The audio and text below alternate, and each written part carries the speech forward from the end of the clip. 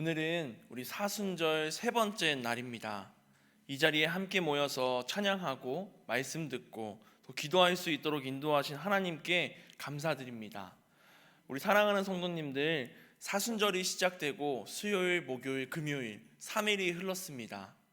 우리 사순절 이전과 또 사순절이 시작된 나의 마음가짐이 어떻게 다른지 한번 생각해 보시면 좋겠습니다.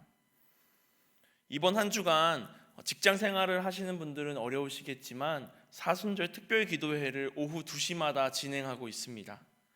또한 교회 학교에서는 각 초등부, 또 중고등부, 청년부, 또 부서들마다 아이들이 성경 말씀을 읽고 그 말씀을 손으로 쓰기도 하고 성경에 나오는 이야기에 대한 문제를 풀기도 하고 이렇게 사순절을 맞이하여 또 사순절기를 보내기 위해서 말씀을 놓지 않고 살아가고 있습니다. 우리들도 그리스도인으로서 또 하나님의 자녀로서 또 부활의 기쁨을 기다리는 이 사순절기 가운데 하나님 앞에 조금은 다른 모습으로 내가 조금 더 절제하고 일상생활하는 중에도 하나님을 더욱 생각하기 위해 나의 시간을 하나님께 드리는 우리가 되길 소망합니다. 사순절은 기쁨의 축제인 부활절을 기다리는 절기입니다. 우리의 죄를 용서하시고 우리를 구원하시기 위해 이 땅에 오신 그리스도의 고난과 또 그 죽음을 묵상하고 또 부활을 경험하기 위해서 40일 동안 말씀을 붙잡고 또 예수 그리스도와 동행하기 위해 예수 그리스도의 고난에 동참하며 살아갑니다. 우리들이 이것을 절대 잊지 않고 우리 4월에 있는 그 부활절을 기대하며 또 기다리며 우리의 죄를 대신해서 지시고 십자가에 달려 죽으신 예수 그리스도를 생각하며 나아가는 이 기간 되길 소망합니다. 오늘 우리는 믿음이 증발하면이라는 제목으로 말씀 가운데 하나님의 은혜를 나누겠습니다. 오늘 우리가 읽은 이 본문 말씀은 예수님께서 이제 십자가에 달려 죽으시기 전 그 일주일 전 예루살렘으로 들어오신 이후의 이야기가 담겨 있습니다. 오늘 제목처럼 믿음이 증발하면이라는 것을 생각할 때 제가 함께 쉽게 생각하고 싶은 이야기가 바닷물이 증발하면을 먼저 생각해 보려고 합니다. 바닷물이 증발하면 뭐가 생기죠? 네, 소금이 생깁니다. 바닷물은 찍어서 먹어보면 아주 짭니다. 그 안에 소금이 들어있기 때문이라고 하는데 바닷물이 증발했을 때 남은 소금도 우리의 일상생활에서는 없어서는 안 되는 겁니다. 하지만 바닷속에 살고 있는 바다 생물들을 생각해 봅시다. 바닷물이 필요해서 바닷물 속에 살아가고 있던 생물들에게 바닷물은 없어지고 그 물은 없어지고 소금만 남은 그 소금 덩이 안에서 바다 생물들이 살아갈 수 있을까요? 살아갈 수 없을 겁니다. 그 바다 생물들은 바닷물이라는 것이 필요하지 바닷물에서 물이 증발하고 남은 소금이 필요한 것은 아니기 때문입니다. 오늘 우리가 읽은 본문에서는 그리스도인들이 살아갈 때 필요한 하나님을 향한 그 믿음에 대해 이야기하고 있습니다. 그 믿음이 증발한 모습을 또한 이 말씀 가운데 찾아볼 수 있겠는데요. 믿음이 증발한 후엔 어떤 것이 남는지 또 우리가 어떤 믿음을 가져야 할지 함께 말씀을 나누면서 결단하고 또 사순절을 어떻게 보내야겠다 다짐하고 하나님의 은혜를 경험하는 시간 되길 소망합니다. 예수님께서 공생애를 시작하시고 많은 시간을 갈릴리 지역에서 보내셨습니다. 그곳에서 정말 많은 이적들을 보여주셨죠. 아픈 이들을 고쳐주시고 또 먹이기도 하시고 죄를 사하여 주시기도 하시고 하나님 나라를 전해주시기도 하셨습니다. 이렇게 예수 그리스도의 발걸음이 닿는 곳마다 사람들에게 많은 기적을 보여주셨고 제자들은 그곳마다 따라다니며 예수님이 보여주시는 그 이적들을 경험했습니다. 그로 인해 예수님을 믿는 사람들이 점차 늘어났죠. 또한 예수님을 통하여 하나님의 나라에 대한 복음을 듣는 사람들도 많아졌습니다. 이렇게 예수님께서 사역을 하시다가 예루살렘으로 들어오셨습니다. 예루살렘에 들어오신 예수님께서 하신 일이 무엇이냐면 오늘 우리가 읽은 마태복음 말씀을 봤을 때 마태복음 21장 12절 말씀부터 성전을 깨끗게 하시다라고 기록되어 있습니다. 복음서마다 순서는 조금 다를 수 있지만 오늘 우리가 읽은 마태복음에서는 성전을 먼저 깨끗게 하시는 주님을 볼 수 있습니다. 예수님께서 예루살렘에 들어오셔서 성전에 들어가셨는데 그곳의 상황이 어떠했는지 우리 말씀을 읽으면 알 수 있습니다. 제사를 드리기 위해서 먼 길을 사람들이 성전을 향해 걸어왔습니다. 제사를 드리기 위해선 또한 제물이 필요하죠. 아무 제물이나 되는 것이 아니라 아무 흠이 없는 제물을 드려야 했습니다. 그래서 그 성전에서는 제물을 파는 사람들이 있었어요. 또한 이 당시에 사용되던 화폐에는 이방 신들의 얼굴이나 또 로마 황제의 얼굴이 박혀 있기 때문에 성전에서 사용하는 동전으로 적합하지 않다라는 생각으로 성전에 들어가게 되면 성전에서만 사용하는 돈으로 바꿔 사용하게 되었습니다. 그래서 성전 안에는 장사하는 사람, 재물을 파는 상인들, 또 돈을 바꾸는 사람들 이렇게 있었습니다. 말씀드린 것처럼 재물을 먼 곳에서부터 데리고 오다가 이 재물, 소나 양이나 비둘기나 이런 것들이 다치게 되면 흠이 없는 재물이 아니기 때문에 사람들은 성전에 와 흠이 없는 재물을 사서 제사를 드리곤 했습니다. 이 재물을 흠이 없는지 제사에 드릴 수 있는지 없는지 판단하는 것은 제사장의 몫이었습니다. 오늘 말씀 속에서 예수님이 성전 안에 들어가셨을 때는 이런 모습들이 일어났지만 그 안에 들여다보면 제사장과 재물을 파는 상인들이 서로 결탁해서 자신의 이익을 챙기고 있는 모습을 보셨습니다. 집에서 아무리 정성껏 기르고 흠이 없는 재물을 성전에 데리고 와도 제사장이 퇴짜를 놓으면 그 사람들은 어쩔 수 없이 상인들에게 돈을 주고 재물을 사야 했습니다. 이런 장사꾼과 같은 모습을 보신 예수님께서는 성전을 다 뒤집어 엎으시며 성전에 있는 사람들을 다 내쫓으십니다. 예수님께서 성전 정화를 하셨다라고 이야기하는데요, 성전 정화라고 하는 것은 그저 성전에 있는 쓰레기를 갖다 버리거나 먼지를 닦아낸다는 뜻이 아니라 성전에서 드려지는 제물을 깨끗이 한다라는 말입니다. 또한 그 제물을 드리는 사람도 깨끗해야겠죠. 제물을 드리는 사람이 정결하지 못한데 그 제물을 받으시지 않습니다. 또한 제사도 중요하고 제물도 중요합니다. 하지만 가장 중요한 것은 제물을 드리는 제사장, 레위인, 또한 그 제물을 준비한 제사를 드리는 사람, 이 사람들의 마음과 영혼이 깨끗하고 정결해야만 했습니다. 예수님은 그렇지 못한 성전의 모습을 보면서 참 속상해 하셨습니다. 그래서 마태복음 21장 13절 말씀에 이렇게 말씀하십니다. 그들에게 이르시되 기록된 바 내 집은 기도하는 집이라 일컬음을 받으리라 하였거늘 너희는 강도의 소굴을 만드는도다 하시니라. 아멘. 예수님은 그 성전의 모습을 보며 너희들이 강도의 소굴을 만들었구나 라고 한탄하셨습니다. 이렇게 성전을 정화하시고 예수님께서는 성전 밖으로 나가셔서 베다니라는 곳으로 내려가셨습니다. 그곳에서 하룻밤 쉬시고 오늘 우리가 읽은 18절 말씀처럼 이른 아침에 성으로 들어오실 때라고 기록하고 있습니다. 그 이른 아침부터 다시 예루살렘 성으로 돌아가신 겁니다. 밤새 성전에 대한 속상한 마음이 있었을 겁니다.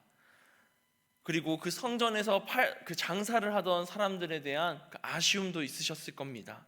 그래서 베다니에 내려가 잠시 쉬시고 이른 새벽에 다시 일어나 제자들과 함께 예루살렘으로 향하신 것이죠. 그런데 길을 가시는 중에 시장하셨다라고 써 있습니다. 배가 고프셨습니다. 그래서 가는 길가에서 먹을 만한 것이 없는지 한번 찾아보십니다. 그것이 오늘 우리 본문 말씀에 나오는 무화과 나무죠. 이 무화과 나무에 먹을 것이 있을까 하고 들여다보셨는데 무화과 나무에 잎사귀만 가득 있고 열매는 없었습니다. 예수님은 약간 우리가 이해하기 어려운 행동을 하십니다. 나무 곁에 가서 먹을 것이 없으니 그 나무에게 이제 영원토록 내가 열매를 맺지 못하리라 라고 저주를 선포하십니다. 그 즉시 나무는 메말라 버렸습니다. 이 말씀을 읽을 때 우리가 예수님이 왜 이렇게 예민하시지? 예수님이 많이 화가 나셨나? 예수님이 원래 이런 분인가? 라는 생각이 드실 수도 있습니다. 하지만 반면에 예수님이 이렇게 행동하신 이유는 무엇일까? 라고 생각하는 분들도 있겠죠. 우리가 세상을 살아가다 보면 어떤 사람을 바라볼 때 그 사람의 일부분만 보고 그 사람을 판단할 때가 있습니다. 제가 예전에 저 어렸을 때 이야기를 잠깐 드리면, 제가 초등학교 때 영어 학원을 다녔습니다. 외국인 선생님이 있는 영어 학원이었는데 쉬는 시간에 화장실을 가게 됐어요. 그때 외국인 선생님 나오고 있었고 저는 들어가고 있었고, 그래서 가볍게 인사를 하고 화장실에 가서 볼일을 보는데 화장실 문이 쾅 닫히는 겁니다. 그리고 조금 지나지 않아서 화장실 불이 딱 꺼졌어요. 경험해 보신 분들은 아시겠지만 화장실 안에 있을 때 불이 꺼지면 문도 닫혀 있기 때문에 아주 깜깜하고 당황스럽고, 또 어린 나이였기 때문에 무서움도 막 다가왔습니다. 그래서 얼른 손을 씻고 문을 열고 나갔어요. 그러면서 생각했습니다. 저 외국인 선생님 참 매너 있는 척 했는데 참 매너가 없구나. 나 들어가는 걸 봤는데 어떻게 불을 끌 수가 있지? 라고 생각을 했습니다. 제가 나오면서 그런 생각을 하면서 나오는데 외국인 선생님이 저를 본 거예요. 복도를 지나가다가 제가 화장실에 나오는 걸 본 거죠. 선생님이 달려와서 정말 미안하다고 그 서투른 한국말로 저한테 사과를 막 하셨습니다. 그러니까 화장실 문 닫히는 소리가 들려서 제가 나온 줄 알았대요. 그러니까 선생님이 문을 닫으신 것도 아니죠. 그저 바람에 혹은 다른 사람의 손에 의해서 화장실 문이 쾅 닫히는 걸 보고 사람이 나왔구나 하고 그냥 불을 끄신 겁니다. 제가 외국인 선생님과 화장실 밖에서 대화를 하지 않았다면 서로는 오해하고 있었을 겁니다. 저는 선생님을 향해서 저 선생님 저렇게 안 봤는데 참 매너가 없네, 외국은 저런 문화인가? 라는 생각을 했을 거고, 또 그 선생님은 저를 생각하면서 참 얘 화장실 문을 이렇게 세게 닫나? 라고 생각했을 겁니다. 이렇게 일부분만 보면 서로를 저 사람 원래 저런 사람인가 보다 라고 생각할 수 있지만 사실은 그게 아니다라는 것이죠.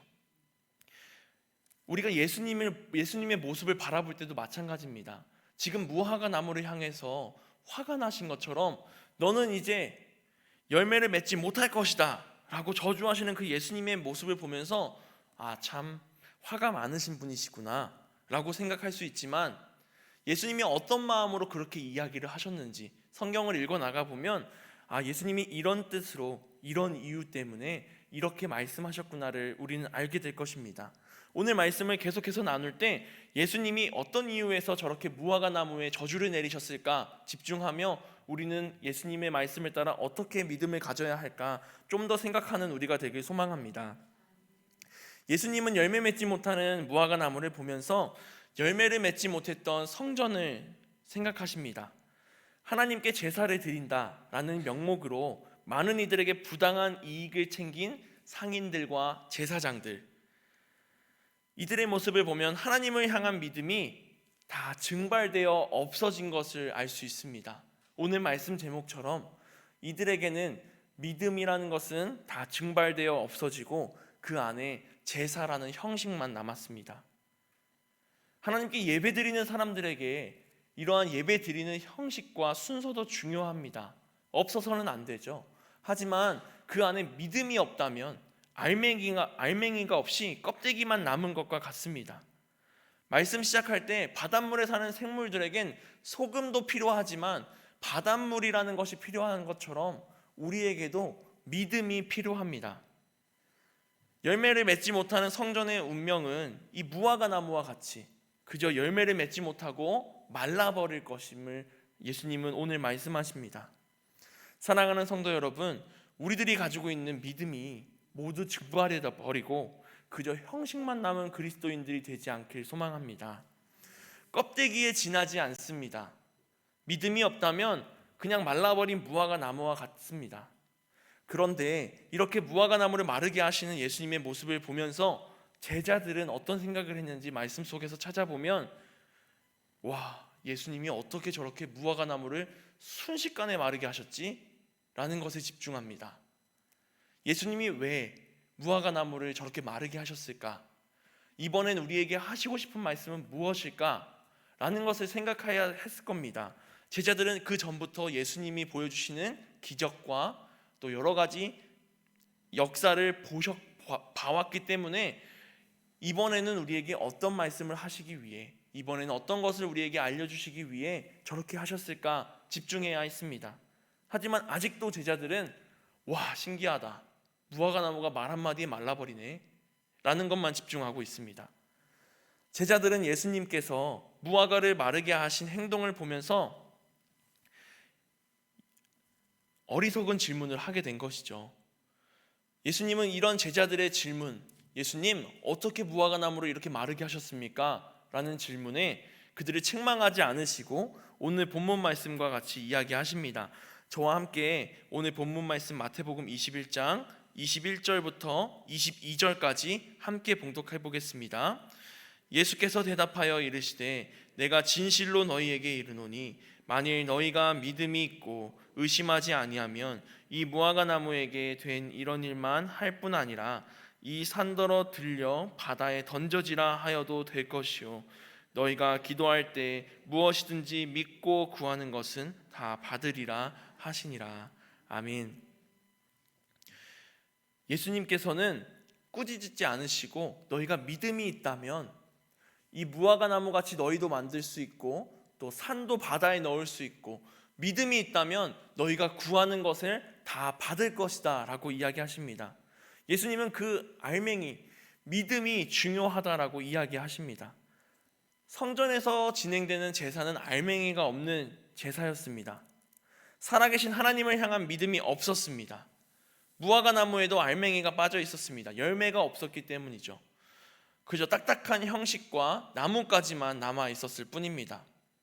신앙생활을 하면서 우리가 알맹이 없이 그저 형식적으로 예배 시간 앉아 있는 모습을 발견할 때가 있습니다. 우리는 연약하고 나약한 사람입니다. 그래서 익숙해진 환경과 익숙해진 상황 속에 형식만 남아있기 마련입니다. 우리가 기도할 때에도 이런 모습들이 나타납니다.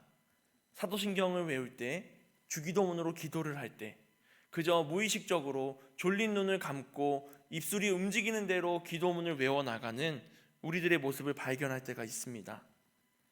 그러나 기도는 이렇게 알맹이 없이, 믿음 없이, 살아계신 하나님의 역사하심을 믿지 않는 그 믿음 없이 주문처럼 외우는 것이 아닙니다.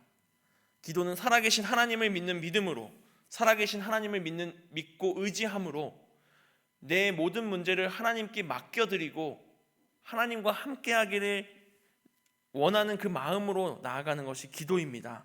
하지만 믿음이 증발한 그리스도인들은 기도에는 형식만 남아 있습니다.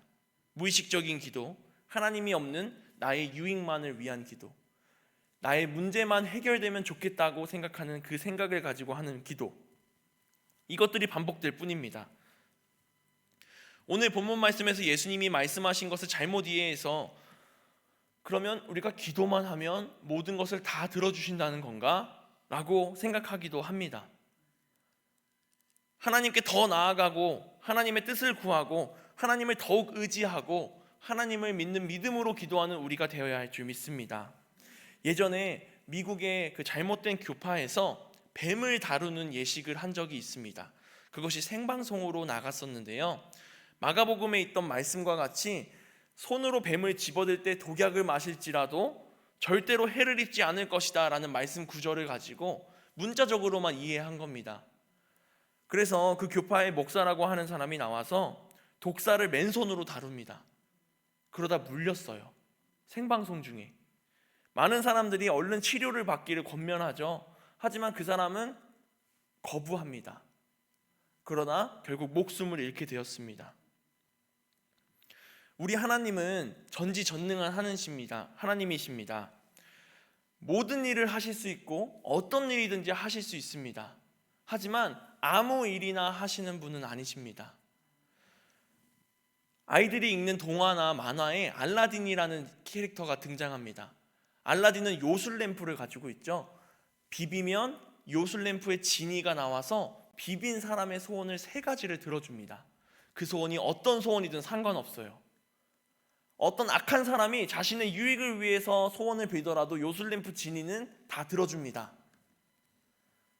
하지만 하나님은 요술램프 지니가 아니십니다. 모든 일을 하실 수는 있지만 아무 일이나 하지 않고 하나님의 일을 하시는 분이 바로 우리 하나님 아버지십니다.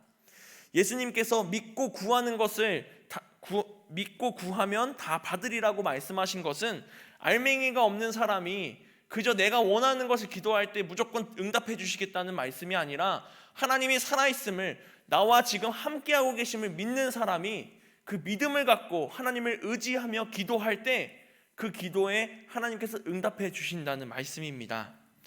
그러나 그 응답도 내가 원하는 대로 응답되는 것이 아니라 하나님이 원하시는 대로 다 받으리라 하신다는 것은 그 기도가 땅에 떨어지지 않고 하나님이 다 받으신다라는 것을 말씀하시는 것입니다. 내가 원하는 대로 되지 않았다고 하여 하나님이 응답하지 않으셨네 좌절하고 실망하고 주눅들 것이 아니라 하나님이 원하는 뜻은 이것이구나 라고 순종하며 나아가는 우리가 되길 소망합니다.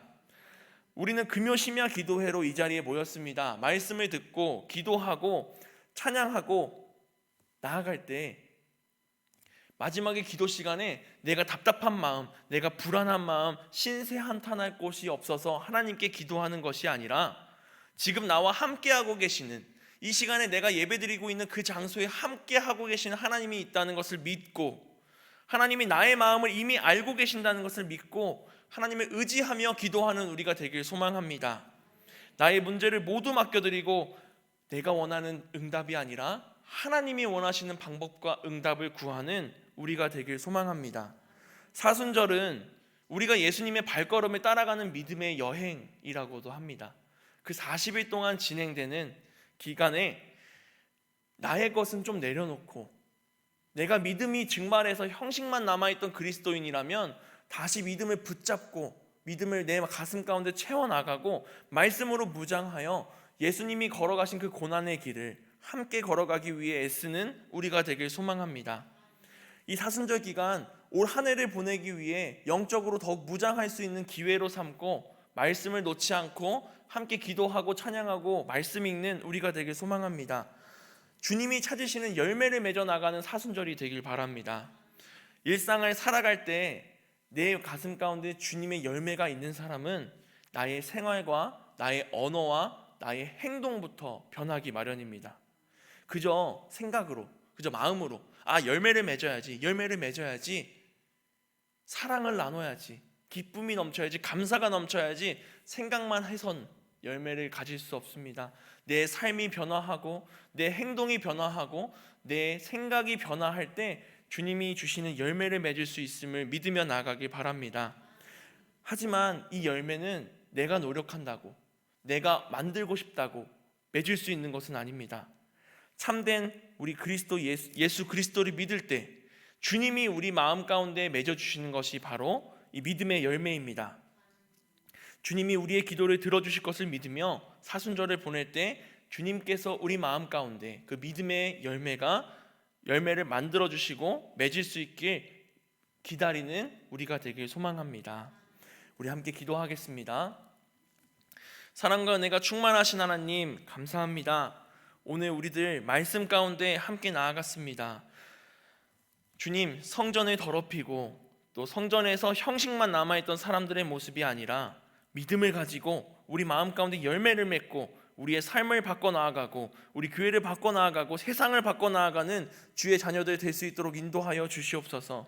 사순절 기간 동안 지치지 않고 예수 그리스도와 동행하게 하시고 말씀을 묵상하게 하시고 함께 찬양하고 기도하게 하시고 이로 말미암아 주님과 평생을 동행하는 그 믿음의 여행을 시작하는 우리가 될 수 있도록 인도하여 주시옵소서.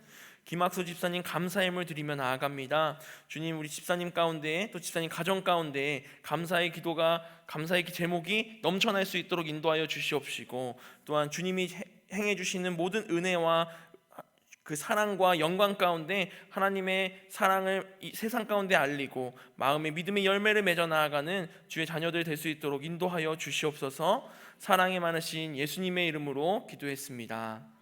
아멘.